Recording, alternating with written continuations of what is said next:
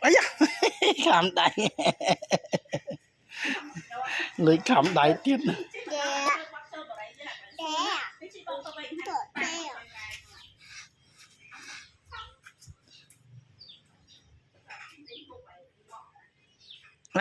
cái mèo cái lạch tao cãi